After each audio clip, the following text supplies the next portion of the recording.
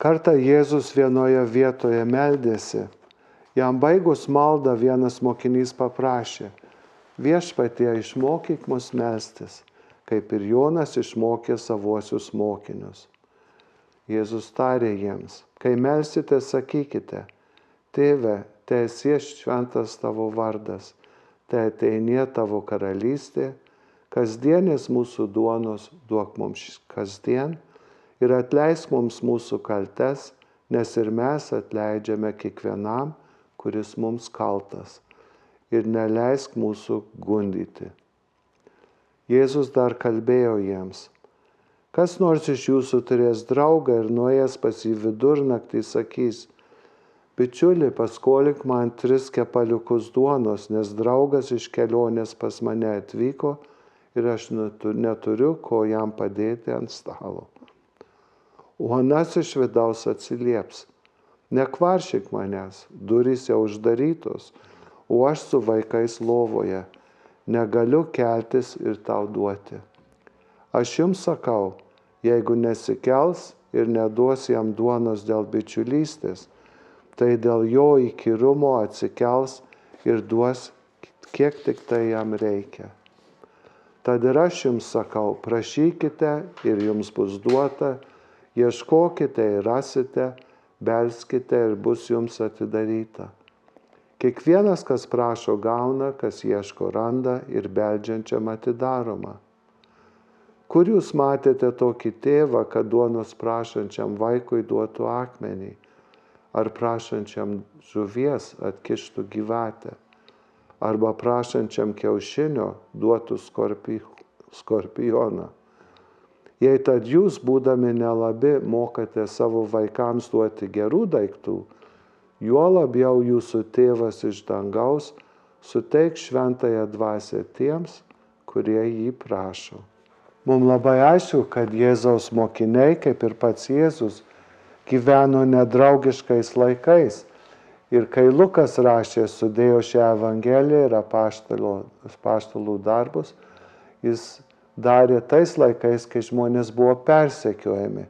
Ir nors čia mums Lietuvoje ir šitoje apylinkėje yra gan saugu, jeigu pažvelgsime į platųjį pasaulį, krikščionys kai kur yra baisiam pavojui, ir vis vien kiekviena iš mūsų supa visokios negandos, rūpesčiai, baimės, ligos ir visa kita.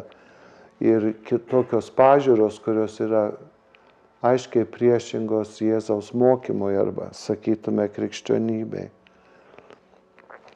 Kiekviena tikyba, kiekvienas tikėjimas turi savo būdą melstis. Ir kai kurie mūsų skrenda į Tibetą ar Indiją, ar kur nors kitur mokytis, kaip meldžiasi hinduistai, budistai. Daug kas žinome, nors truputėlį, kaip meldžiasi musulmonai. Mes ką tik girdėjom, kad ir Jonas mokė savo mokinius melstis ir mokiniai prašo Jėzų tai daryti. Tas krikščioniškas būdas melstis visuomet turi bendro su mūsų buvimu prie stalo. Už tai mes ir Tėve mūsų per mišias kalbame prieš pat komuniją, ne anksčiau po visuotinės maldos, kai buvo 1000 metų daroma.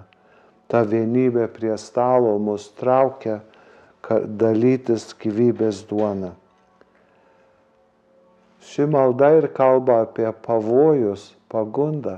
Pagunda nėra joks gražus ir geras dalykas, kad aš sustiprėsiu kovodamas su pagundomis, bet yra traukimas atsisakyti to krikščioniško kelio arba jo pilnatvės.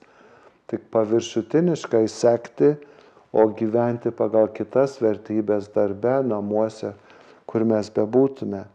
Tai ištvermingai laikytis krikščioniško kelio ir kaip Jėzus gyventi maloningai. Ta duona, kurią mes dalijamės, yra sugebėjimas savo gyvenimo su kitais dalytis, šeimoje ir už jos. Jėzus mus padrąsina ištvermingai melstis ir duoda tokius smagius palyginimus apie duoną ir akmenį, ar kiaušinį ir skorpioną, arba normalų tėvą ar motiną, ar kitą auklėtoją, kur savo vaikus ar anūkėlius aprūpina. Jėzus mus moko ne įtikintis jo tėvą, mūsų Dievą, mus globoti ar mums padėti, ne išmaldauti, bet savo maldą išreikšti pasitikėjimą Dievo visuotiniu gailestingumu, dosnumu, rūpesčiu, kad Dievas su meile žiūri į kiekvieną iš mūsų.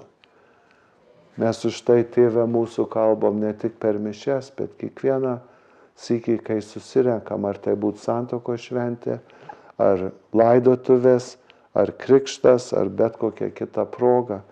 Visuomet prisimenam tą Jėzaus maldą, ją kartu kalbama, ji yra bendruomeniška malda, kaip tik ištvermingai laikytis Jėzaus mokymo, kad ištvermingai galėtume gyventi pagal Dievo karalystės vertybės, Jėzaus mokymą ir vėl kaip visuomet šventosios dvasios galia.